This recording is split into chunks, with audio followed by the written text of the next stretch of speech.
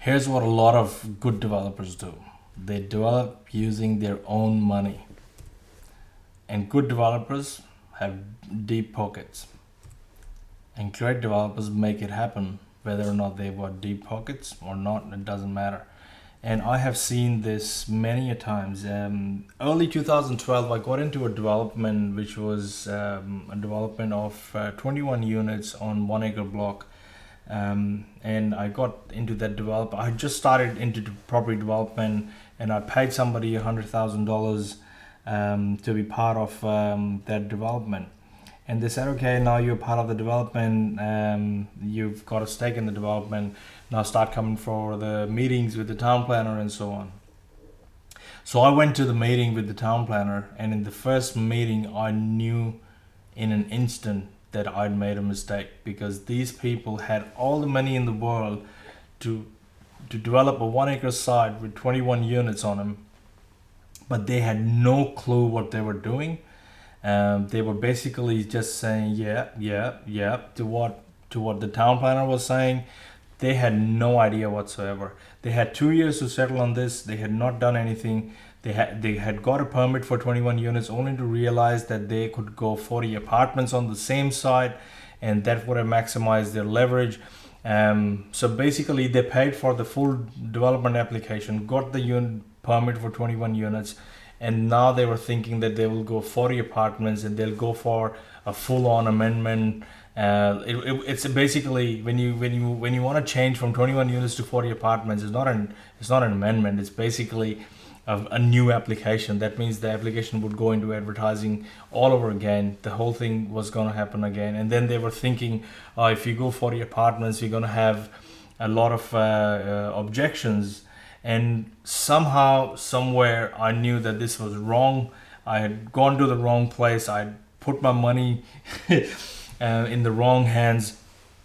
And luckily, I had this option to pull out of that deal. And I pulled out, got my money back. And I kid you not, since early 2012 till late 2014, they didn't have a permit for 40 apartments. And it had been 4 years. They had a 2 year settlement, and 2 years had gone by after they had settled to be able to get a permit. Now, these are people with deep pockets. They've got all the money in the world, and they think they can do bigger developments and everything, but they have no clue how it is done. So make sure that you're not one of them. You are not a good developer. You are a great developer. And great developers understand the 4 ingredients for becoming a no money down deal maker. And it's different. It's there's psychology of doing no money down deals, and then there are strategies for doing no money down deals. And I cover both of them in my full course. But I'll give you just a glimpse of what it is. You gotta have passion. You gotta be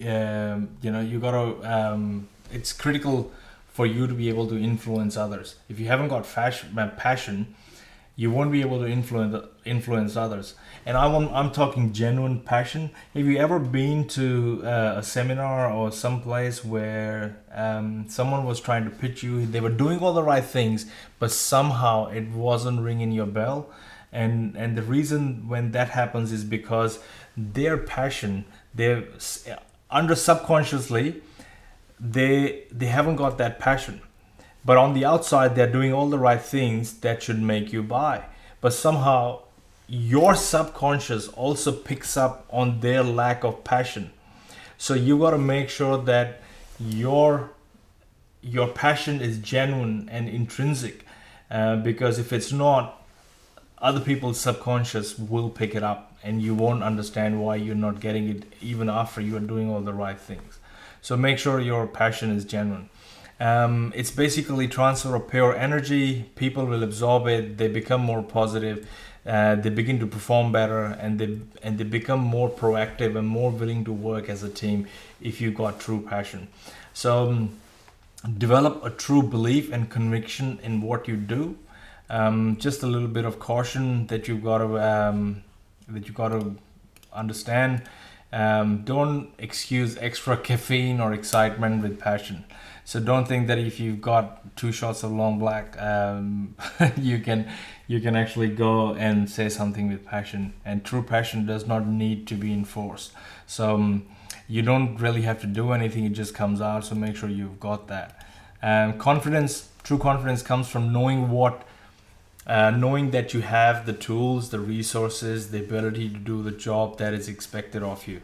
And confidence is motivated by a sincere desire to help others and to make a difference. And this builds power, and power is not force, it creates trust, it strengthens, and it enables. Caution, don't let negative thoughts get you. I explained that at the beginning of this video series as well. Indecision about purpose, lack of research or credible information, you worry unnecessarily. There is a fine line between being confident and coming across as arrogant, cocky, or condescending. So make sure that your confidence is not it's not any of these things. So what you must do is take feedback or criticism, spend more time listening than talking, admit that you are wrong when you are wrong, and ask questions to demonstrate concern. So make sure that you do all of these things to get the confidence that you want. Congruence is the same. You got to walk your talk. It's the same thing that I discussed in passion.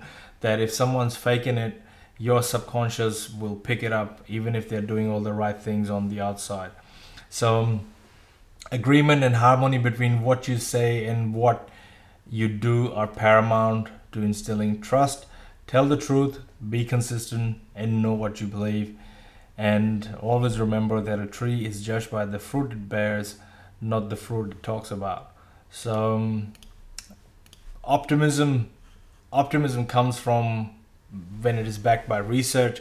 Optimism tells you that your problems are only temporary or can be overcome, and pessimism tells you that they are permanent and there's no way out. So if you're doing a deal with other people, and you got to be optimistic, because if you are the one who's the negative, driven by negative thoughts, and you've got that all the negative things, then they won't like it, or they will not be comfortable doing a deal with you.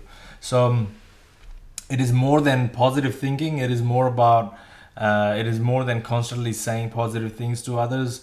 It is a frame of mind that governs how you look at the world.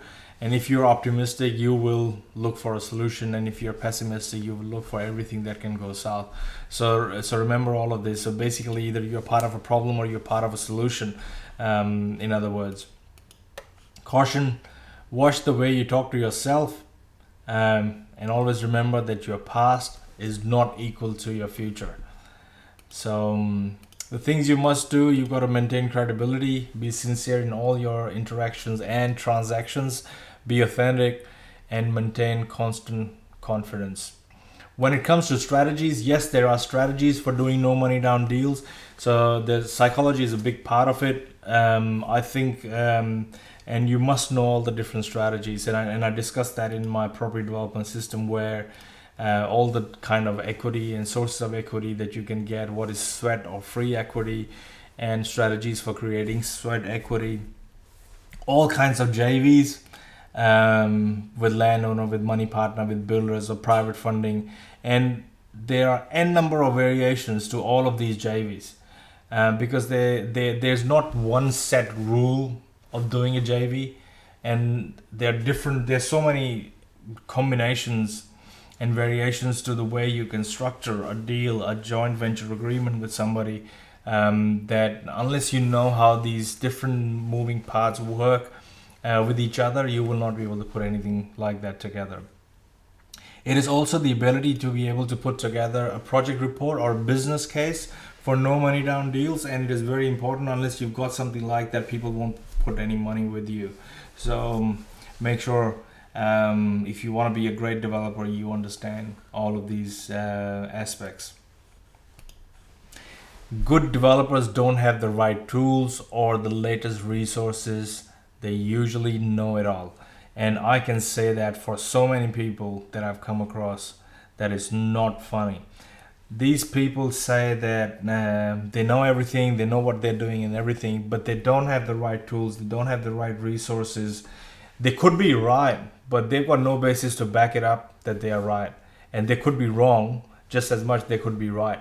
So in property development system, I actually give you all these resources, and I teach you how different resources can be used to get different information that helps you helps you take the next step, and gather more information and start getting more confident with every step, because you've done your research, you've got some facts, some resources, some data to back what you are saying. And if you want to do no money down deals, you'll always have to present these facts, because if you can't, people wouldn't want to do any deals with you. Last but not the least, you don't have to be great to get started, but you have to get started to be great. This is just a plank. This is just a image that I've got on my Facebook page. So if you were to become friends with me, you could send me a friend request and I'll accept it. But I've got this written down there, and no matter what I do, because when you start something, you get very uncomfortable, and your mind actually quits before your body does. If you were to do anything new that you've never done in your life before, I guarantee you within the first 30 minutes you will want to quit. And I'll give you an example. I've just started this new exercise regime, and I did it for first 30 minutes. It was a 1 hour exercise routine, and I did it for 30 minutes. I was almost crying. It was like, have you ever done like a cry when you were laughing and crying at the same time? That's the one that I was doing the other day. But I kept telling myself this thing, that you don't have to be great to get started, but you gotta get started to be great. So I wish you all the very best. I hope you enjoyed this good versus great developer series. If you've liked it, do leave your comments below, or send me an email at support@propertydevelopmentsystem.com.au. I always reply to all the emails, so make sure you do send me an email. And I wish you all the very best, and I'll see you on the other side, hopefully.